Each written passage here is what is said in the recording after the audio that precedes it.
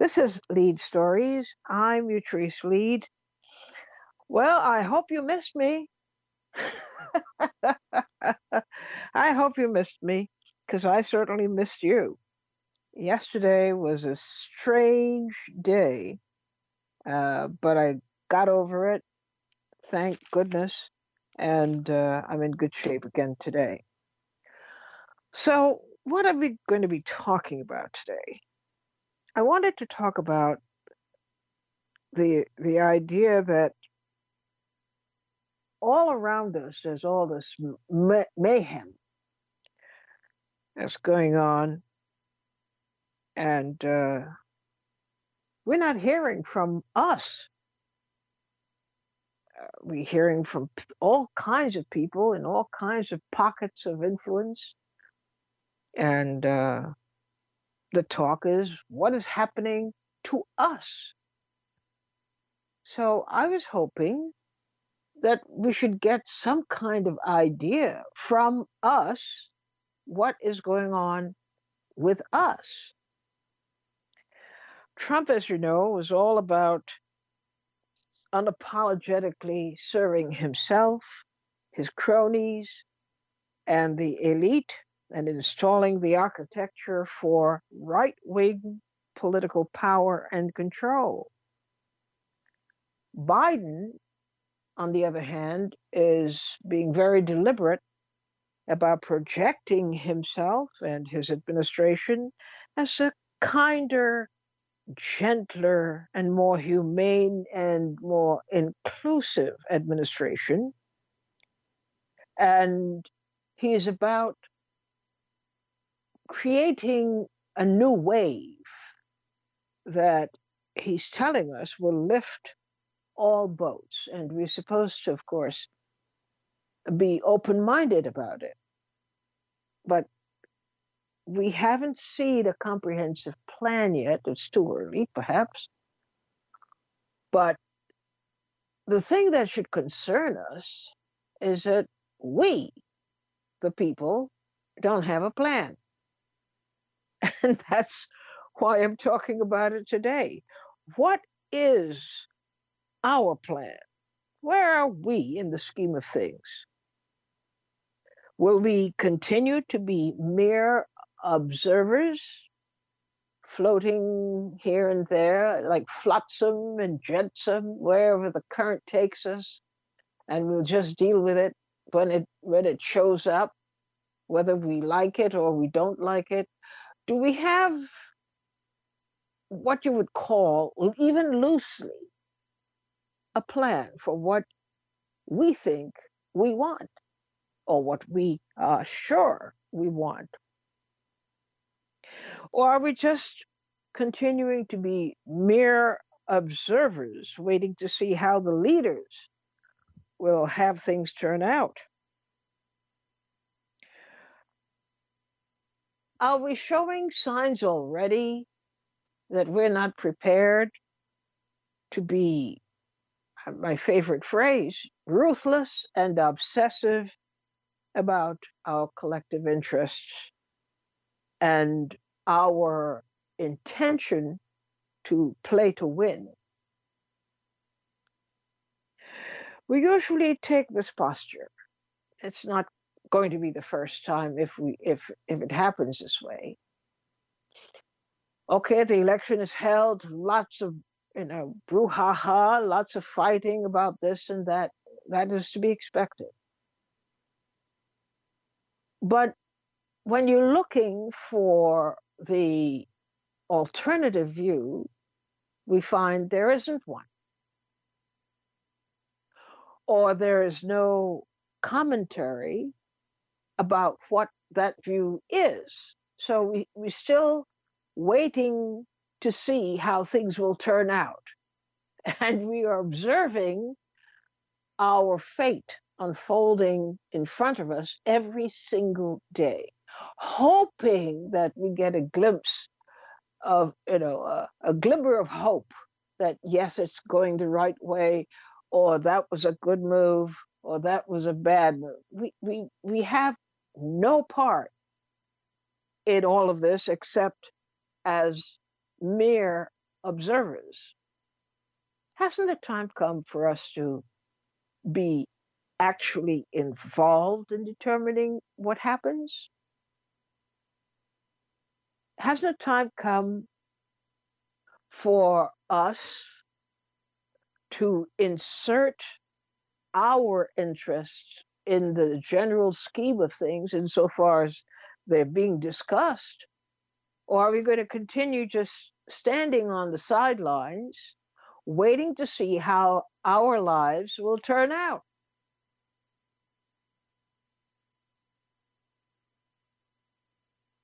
This is something that I'm hoping we could break. We must do it and come up with a different formula. Our political formula stinks. It is as if there's nothing we can do. And we watch the contest unfold essentially between, the Democrats and the Republicans,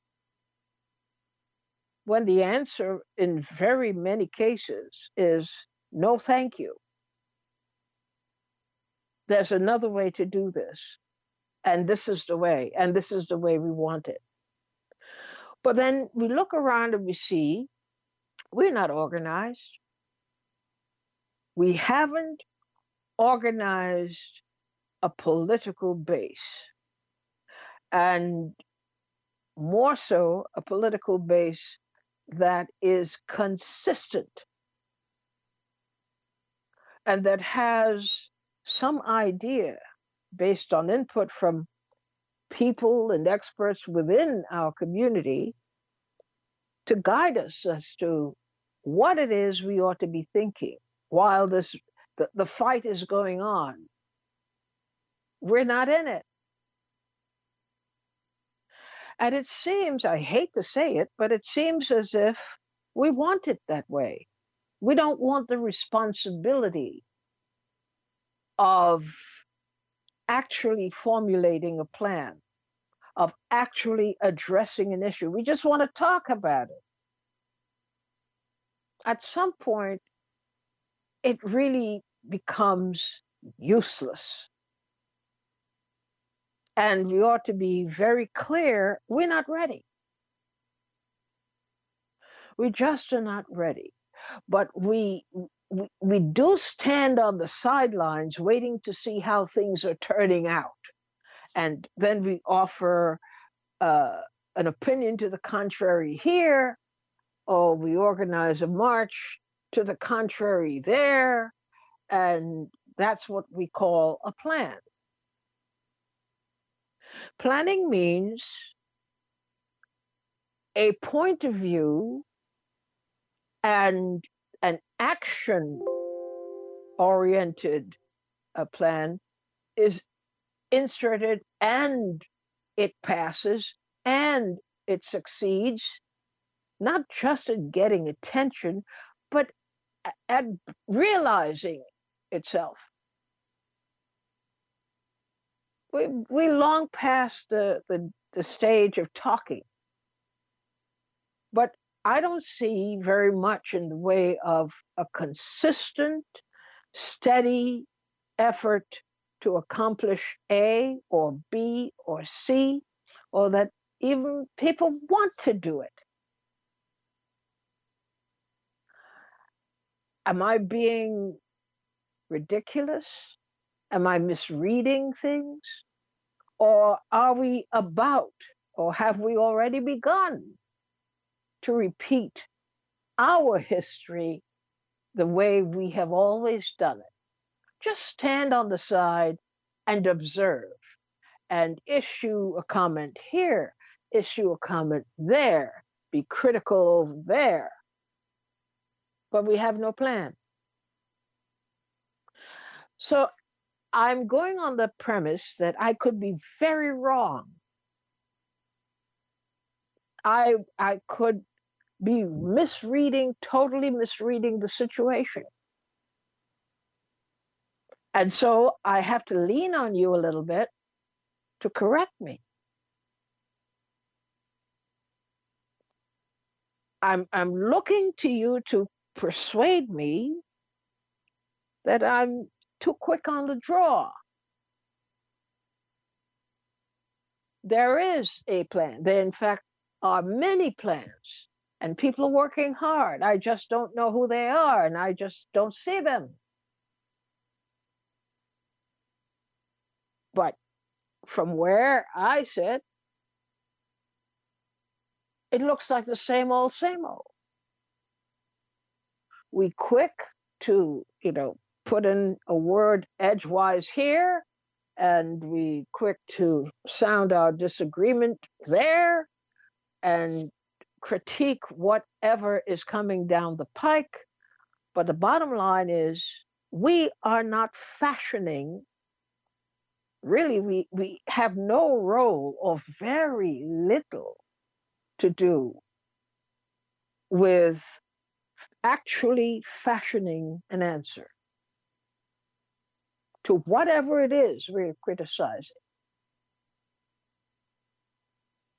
So we literally absent ourselves from the fight. Am I reading this whole thing wrong? You will tell me at 888-874-4888. I can't wait for somebody to tell me how wrong I am.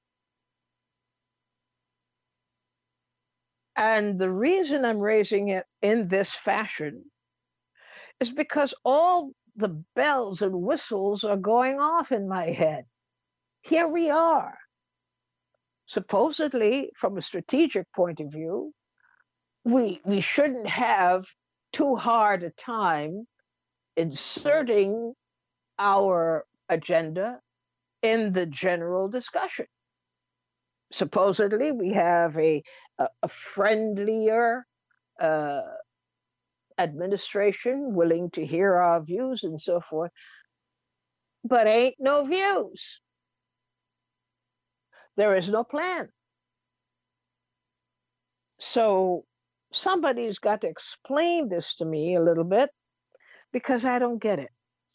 I don't understand why we think the problem is in the White House or in Congress when, it's right here where we are from the outside looking in.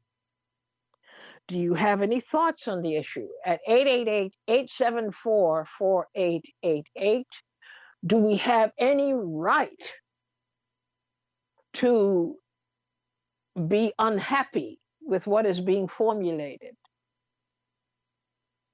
Do we have any right to disagree? Are we not remiss ourselves in our duty to actively advocate for our communities, various communities that are suffering?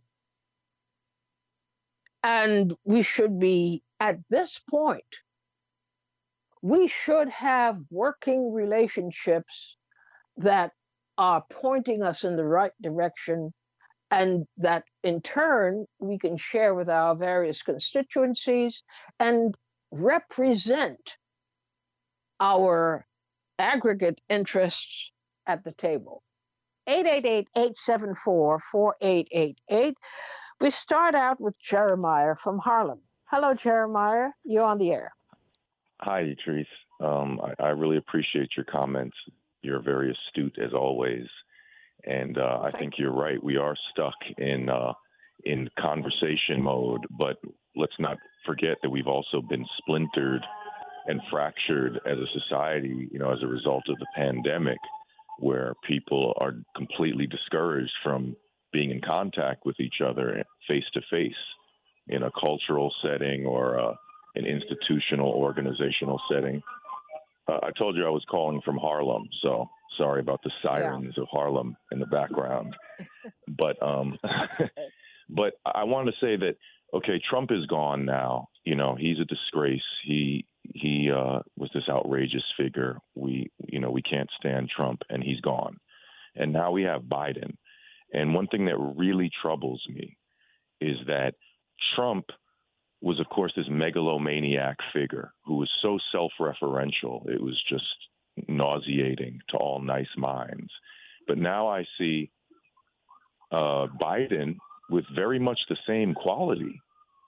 And, I can't have any hope in Biden whatsoever. I mean, the hope has to be in the people on the streets, because one thing you've noticed, or I don't know if you've noticed, but I've noticed, is that when Biden is questioned about specific policy matters, he pulls the same whoa, whoa, whoa, hold on, cowboy line every place he goes. If you ask him about anything related to policy, he goes, whoa, whoa, whoa, hold on, cowboy. I'm Joe Biden. I've done more for you than anybody in politics. I saw a sister question Joe Biden in a very polite way about, well, what policies are you going to implement on behalf of Black people in the way of, addressing the issue of police violence and all these, dramatic killings that we saw before the nation, George Floyd, Breonna Taylor. And his response was, whoa, whoa, whoa, I've done more for you than any politician. Well, we're asking about the policies now, Joe, and what can be implemented now to address this issue. So I see the exact same quality in Donald Trump that we now see in Joe Biden, which is just this total ridiculous self-referential quality. Like, imagine if you tried to do that in everyday life, Etrice, that someone tried to address you about something, and you said, whoa, whoa, whoa, slow down. So I don't understand why we would accept that out of the most powerful leader. I mean, it's puts us in a totally, impossible situation in terms of hoping for anything fruitful from this administration. And, it's interesting because Biden himself made it very clear he would veto universal health care if it came across his desk. We just don't have the money for it. But he immediately has $1.9 trillion for this huge vaccine plan.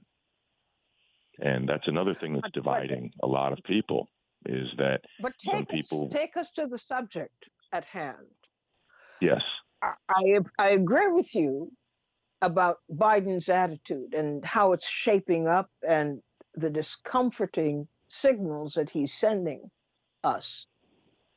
But the question really is, what's going on with us? That's a good question.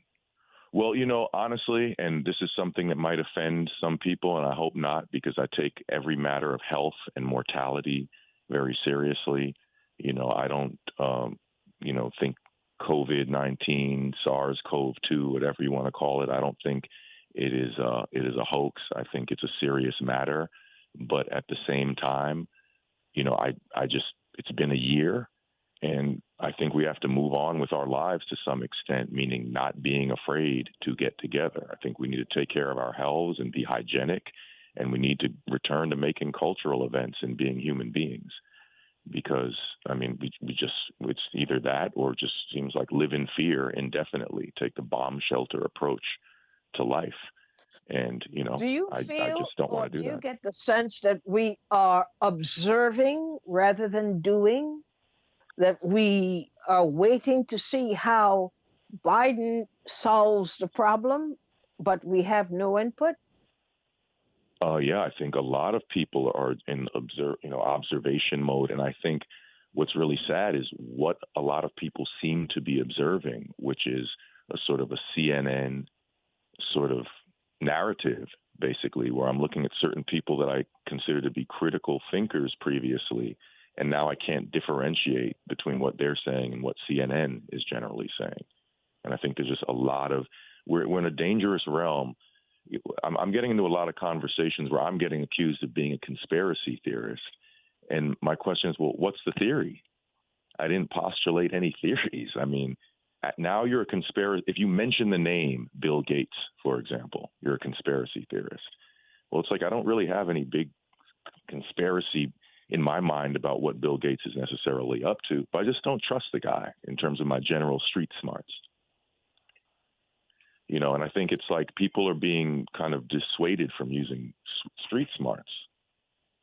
And, people have a right to be suspicious. Is it to be expected that we have preempted ourselves from involvement in a very critical time, at a very critical time, in terms of these very critical issues. We don't Yes. seem to have very much to contribute to the general discussion. Other people seem to have a lot of uh, contribution, but we don't seem to Yes. have that Well, much something contribution. really, I think something really scary is going on right now, Utrice, which is a lot of people are, like you're suggesting, they're sitting on the sidelines, they're kind of waiting it out, and a lot of proactive moves are being made, literally reorganizing our society. I think that a Milton Friedman sort of economic philosophy is ramming itself through the actual fabric of society right now. And I think they want to, for example, destroy the public school system. I think that's one of their initial steps. They want to make school such an unbearable experience that large numbers of people will say, you know what, I'm just going to homeschool. And then half of those kids will kind of just wind up playing hooky and dropping out in general. And pretty soon it's just going to be no more schools. And then it's going to be no more libraries. It's not safe to go to the library. And things are going to break down, you know, our basic community structure to the extent that there's going to be just vast illiteracy. And we will literally be, you know, turned into a sort of a neo-technological feudalism. I mean, I think that's where things are going. On a scale of 1 to 10, let's say, with 10 being extremely urgent, uh, what is your sense of our aggregate involvement in our own issues and putting solutions on the table that we can not only live with, but are desperate for? I mean, I would, you know, I don't want to say 10 and be a total alarmist, but it will be 10 soon.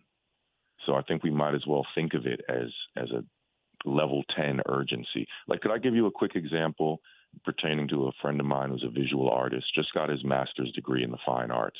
He applied for a residency, and he received, you know, the residency, you know, after fulfilling the application process, et cetera.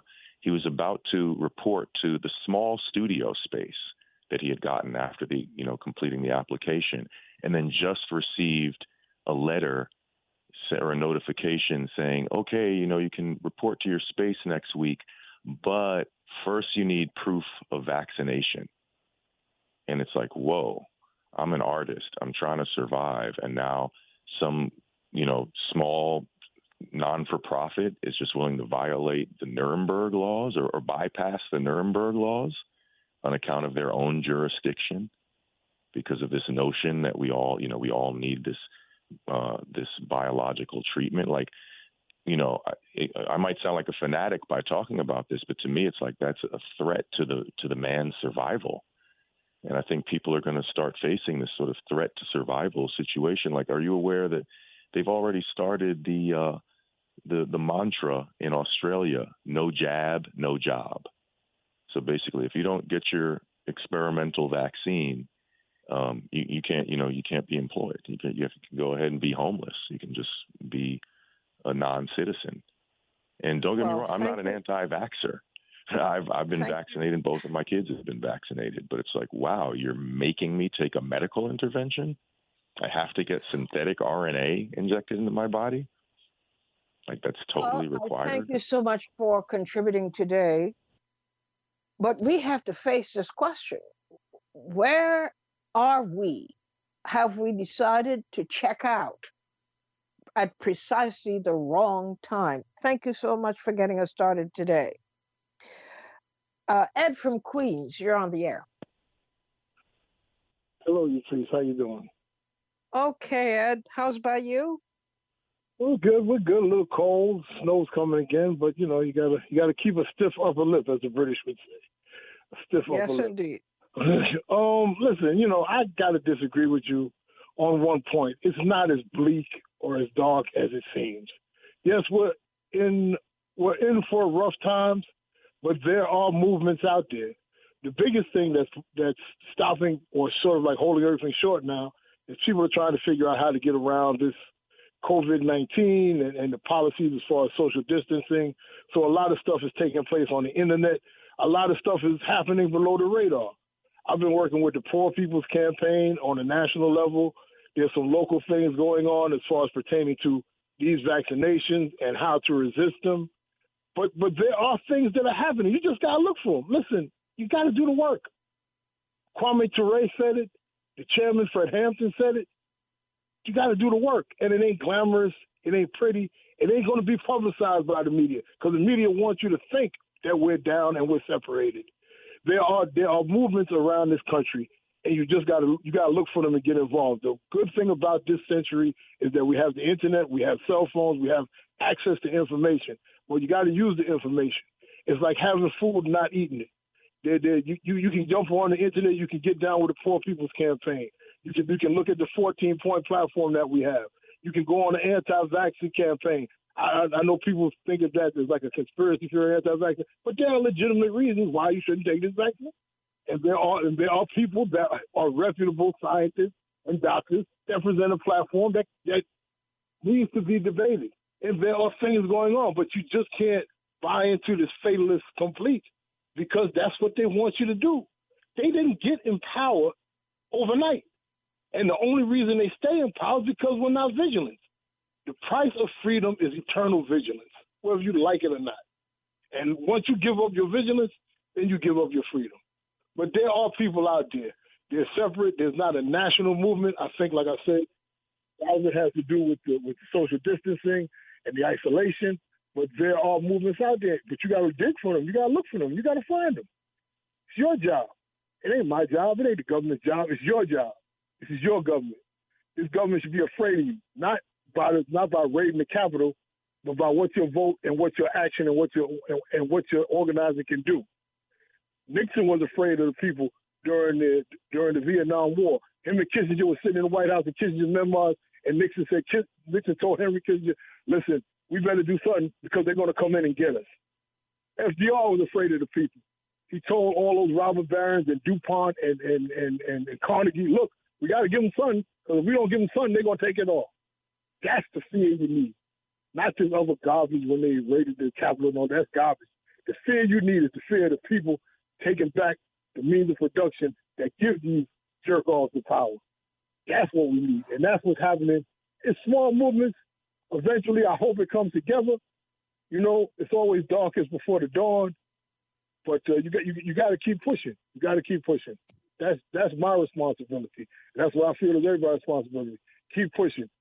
Your name might not be glamorous, but every little bit takes a part. There's an old African proverb about the hummingbird. The jungle was on fire, and the hummingbird brought a little bit of water, thrown on a little bit of water, and the elephant said, "Why are you doing that? The jungle's on fire."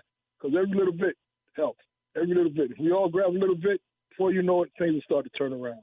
But it takes time and persistence. Okay, I don't disagree with what you say. In fact, I would agree with you 100% on what you say. However, we also have to look at how things are shaping up.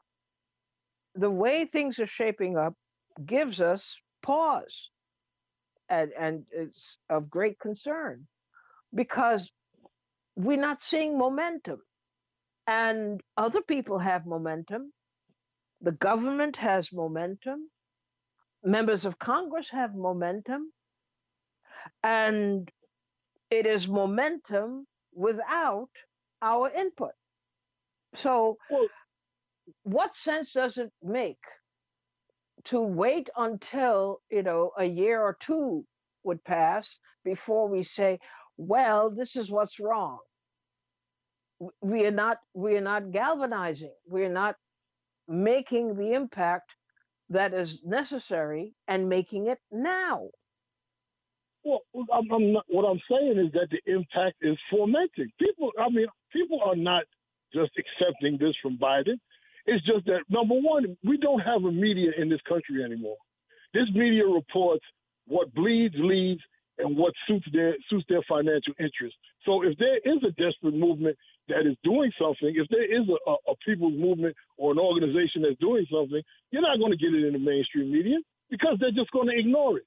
They learned this lesson from the Gulf War. If you don't show the bodies, then nobody sees the war. And that's why in the Gulf War, when I was there, you never got a news crew filming the bodies that came back on the C-130s, like they did in Vietnam, because that made it real. They don't make the news real anymore. You've got to look. You've got to be your own consumer. If you don't, then you'll get a fake story. You get what Trump says, fake news. That's what you'll get, because they report what they want to report. They report violence. They report dispersion. They report garbage and don't give you a whole story. You are the only decent reporter that I even listen to anymore, because people don't even, the reporters these days don't even ask who, what, where, when, and how. The basics. The reports are slanted. They're directed for corporations. They're directed for big media, and there are things going on, but you got to know where to look. And I'm sorry, you got to do some work. You know, you got to get off your butt. You got to do some work. It ain't hard to type on a keyboard. It ain't hard to get out there when you can and stand for a protest or hand out some flyers or listen to something. You got to do the work, because we didn't do the work is why these people in this bubble called Washington, D.C. can do what they want and have this fake momentum, because we didn't do the work. You got to get educated. You got to organize. You got to agitate. It's going to take time. It took time to get this way. Nothing happens in a vacuum. But in the meantime, I agree with you 100%. In the meantime, though, this train has left the station already. Where it's headed, we seem to have very little input about. We seem to have no control. We seem to not even know. And we look at Congress. Congress is in a mess. We see no leadership there, really. It took them till the end of the so-called trial of Trump to figure out they've been on the wrong track all this time. They didn't argue the case. And they did not get from us or from other places and people the kind of reinforcement that they needed. So it fell apart. Well, so the question is, what do we do? Well, I'm going to tell you quite honestly, all politics is local. I've said 100 times. I don't look to the national political scene anymore, because they don't know what's going on. They can't even Reuters polls. They can't even see 75% of people want health care. We're in the middle of a pandemic, and we're still arguing about health care and preventive medicines and pulling people off of the streets, addressing the root causes of why this pandemic is so pervasive. The poverty, the social inequality, the economic inequality. This is why this thing is so pervasive, why it affects disparate minority communities, if you want to call them that. We're not addressing the root cause of anything. So, I mean, I'm concentrating on Eric Adams in New York. I'm concentrating on the mayoral race. I'm concentrating on the people that are working around that as best as I can, being one person. But it's got to start local. You got to take care of your environment first, develop a community, and then from the community comes the political power and comes the leadership that you're seeking. You're not going to get it on the national level because there's too much money, there's too much cult of personality, and there's too much bravado for them to even see the forest for the trees. That's not a very encouraging picture, but it's real. It is absolutely real. This is what I'm talking about today. Thanks so much for your input. Thank you. Thank you. Brother David from Brooklyn, you're on the air. Yes, I'll try to get right to the point. I don't want to yammer, and I'm going right to your question. Okay, I remember as a child, I used to go to what they call the Barnum and Bailey Circus. And in this circus, they had a cage with one trainer in there with about 8 or 9 tigers in this one cage, and this one man was controlling the tigers. So I'm looking at this man. He's not afraid. He's cracking the whip and doing what he has to do. And what I see is these massive tigers that could possibly be man-eating tigers in the jungle, and he's controlling those tigers. That makes me think of your question. And your question has to do, why aren't the people doing what they're supposed to do? And the short answer to that is they are well trained. We're living in a situation where we have a caste system, and the highest caste is that quote-unquote white caste, with a number of different classes within it, and the ruling class is the top, and the ruling class is brilliant in training the tigers, the people. So you can have a handful of people that have done a brilliant job in training the people to do what they want, and in the interest of those who rule, and not in the interest of the people who live here. So that's what we're seeing in the masses of people here. And forget about the so-called Congress with the 535 people.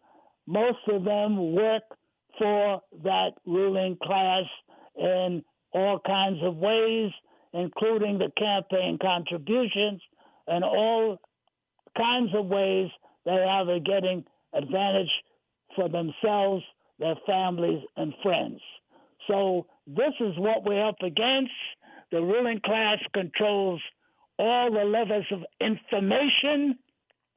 Schools, newspapers tell everything that the people get in their heads, even about the story about this vaccination situation where they're going to make trillions of dollars giving these shots to people. And the people have not gotten to the point where they see that we're doing with an okey-doke situation where the ruling class has got the people just where they want, and they're going to do what they want, and the Congress works basically in their interest, and we have to have that in our head. So we can go and yammer about all kinds of complaints and things that people don't do, but that's my analysis of what is going on today. In that regard, then, I ask you the follow-up question. How different is the Biden administration?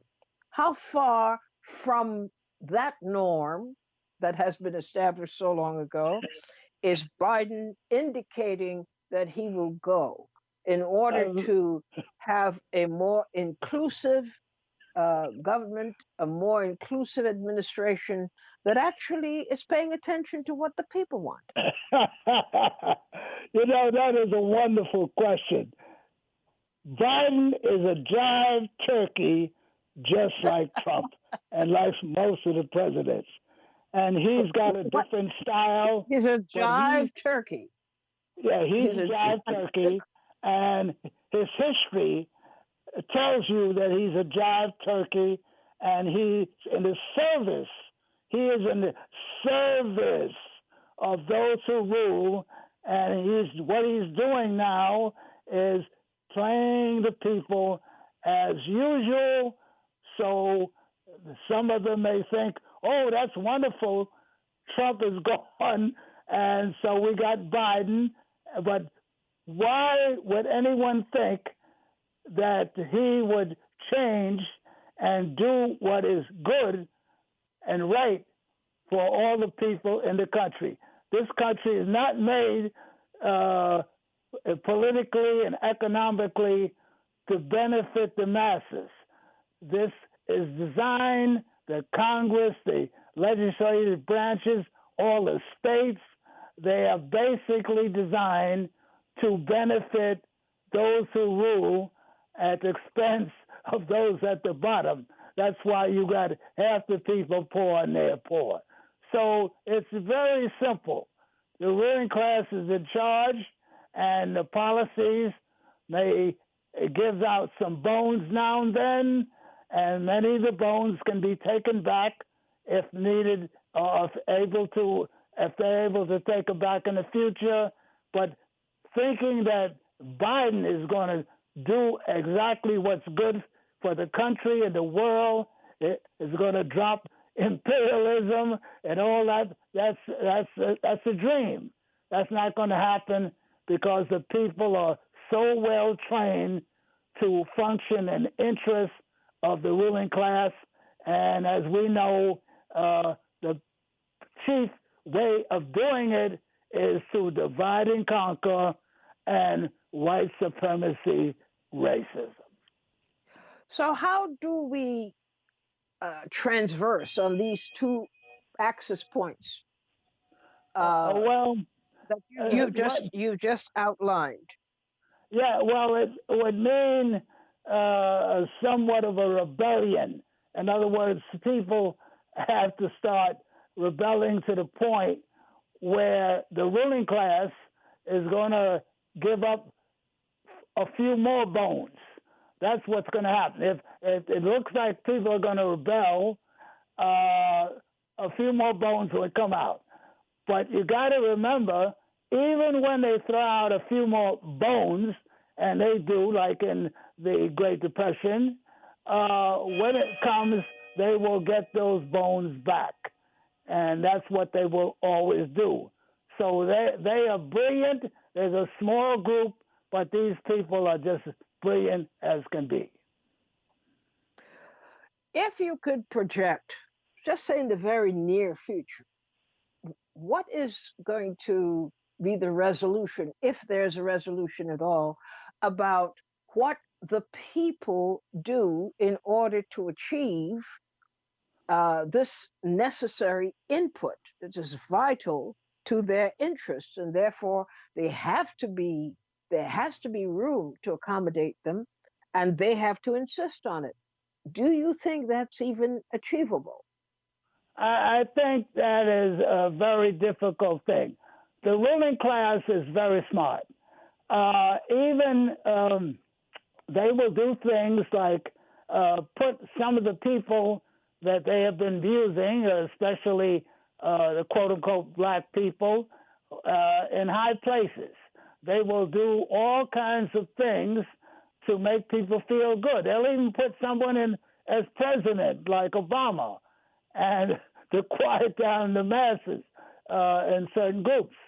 So the point is, they are in power, and I don't know anybody in power like them who's just going to give up the power. They're going to hold on to the end. Every trick will come out.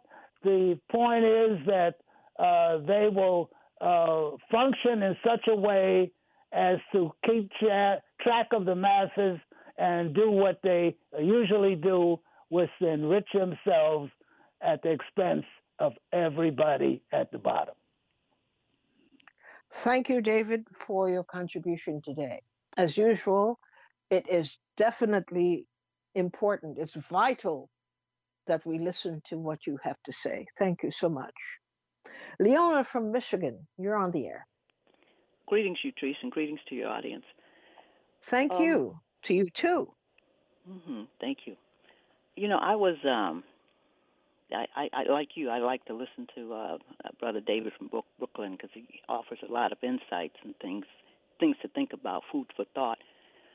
But my attempt to respond to your question today is a news article that about this. It's a quote: U.S. mayor quits after telling residents it's sink or swim amid deadly snowstorm. End of quote.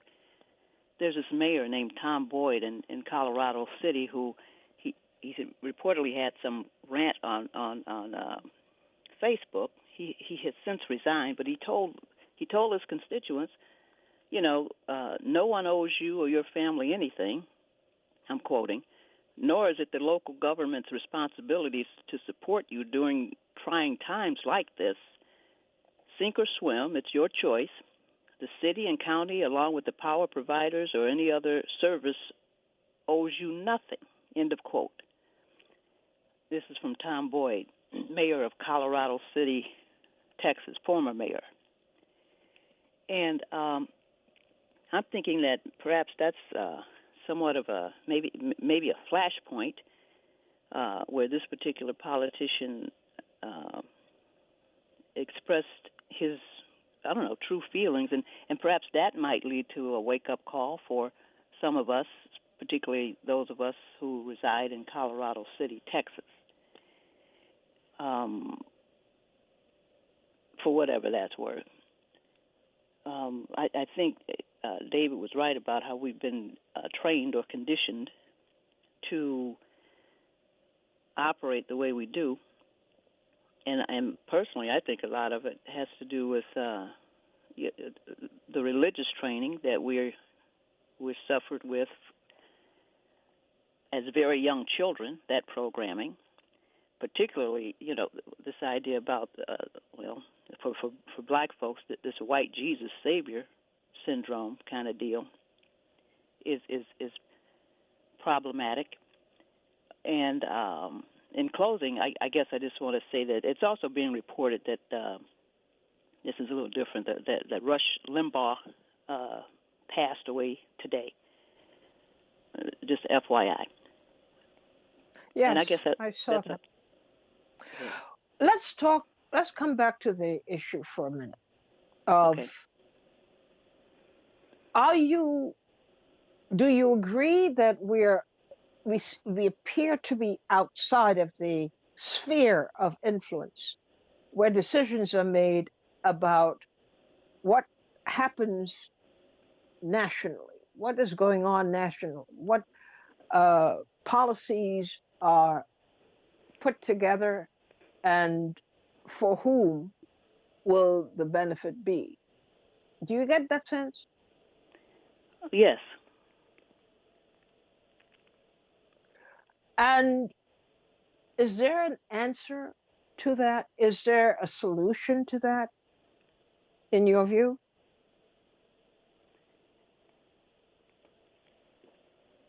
Yes. Yeah, I think so. What does it look like? Well, where I am right now, it looks like acting.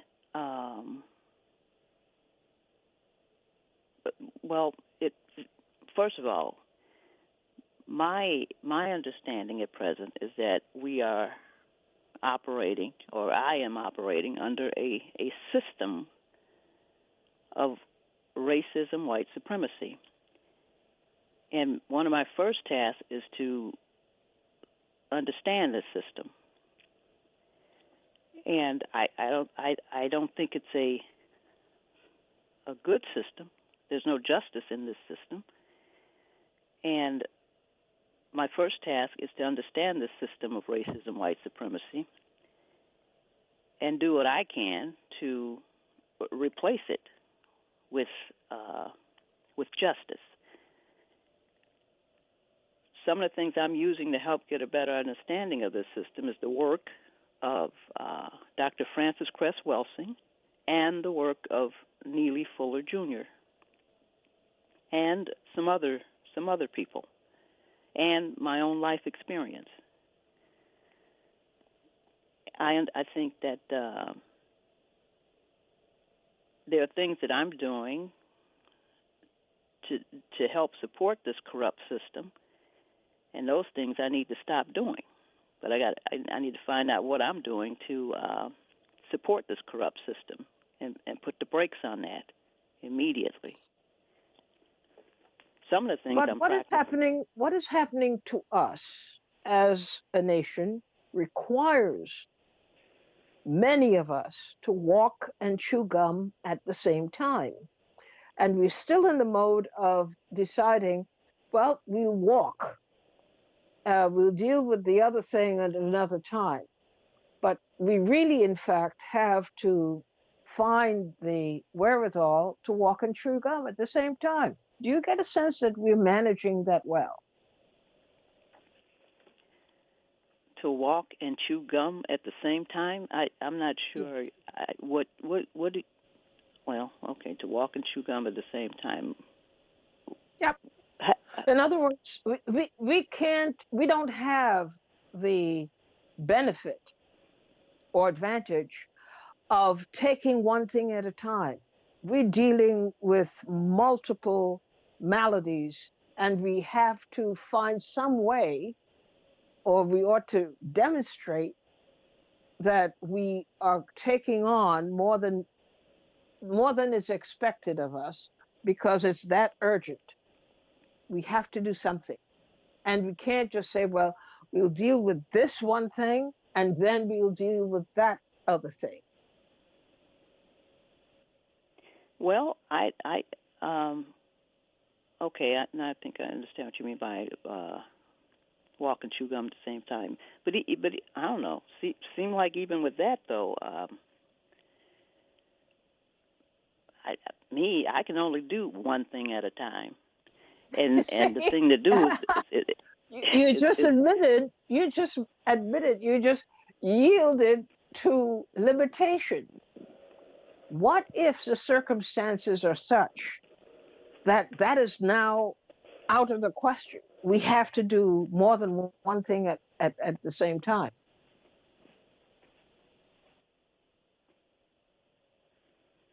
well, I don't know. I'd have to. I don't know. I don't know. I hmm. I don't know. Well, I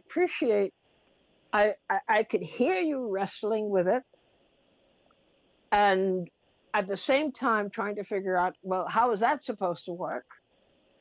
But that's where most of us are actually. We have convinced ourselves we can't handle but one thing at a time. And yet our very circumstances of life tell us we have to develop some more skills to be able to handle more than one thing at the same time.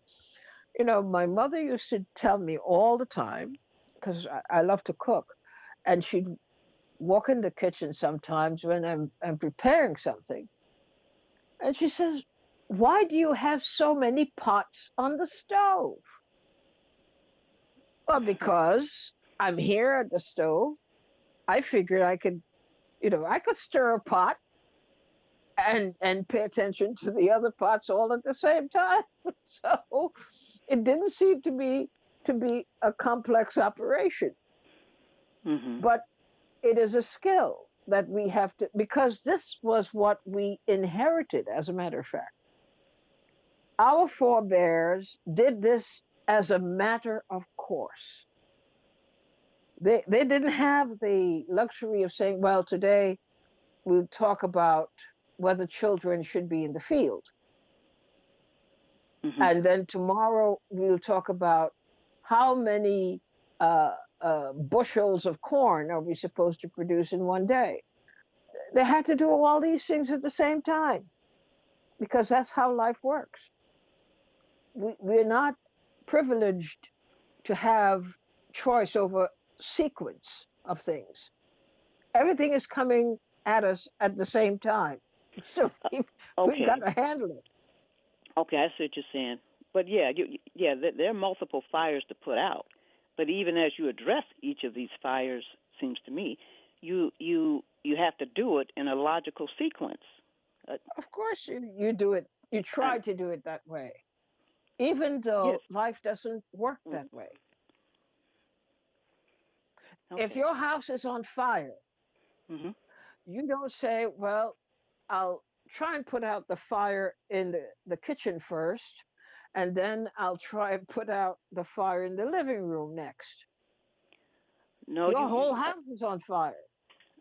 right. Well, yeah, yeah, and okay. The whole house is on fire, and the first The thing whole I house. would think in that thing is to get out of the house. I would guess, but okay. Let me think on what you're saying, Utrice. Yeah, because But to I me, appreciate your spirit. I appreciate that very much. mhm. You're going to do some thinking about it. That's great. Let me know what you're thinking. When you've Okay. figured something out, share it with us and tell us how you came to that conclusion, whatever that conclusion is. Okay. Thank you so much, Liana, for your call today. Thank you all for your calls today. I really appreciate it. And we have to wrestle with things this way. We have to think it through. There's no one right answer, there's no one right way to do anything. Uh, the right way to do something is the best way, whatever that best way is that would yield the best results at this particular time. So you have to kind of dispense with the formula for time being, and you devote yourself to the matter of practicality. What works and will work right now to help me solve this problem right now? We don't have time. We don't have time. I so appreciate the strong effort. Every program, people try to offer the best of themselves. And that is of great benefit to all of us because we are teaching each other and learning from each other. So we're each other's educators. So I am always so proud of that. And I thank you. I thank you deeply for maintaining that standard. So we'll see each other tomorrow and maybe we'll talk some more about this. Bye bye.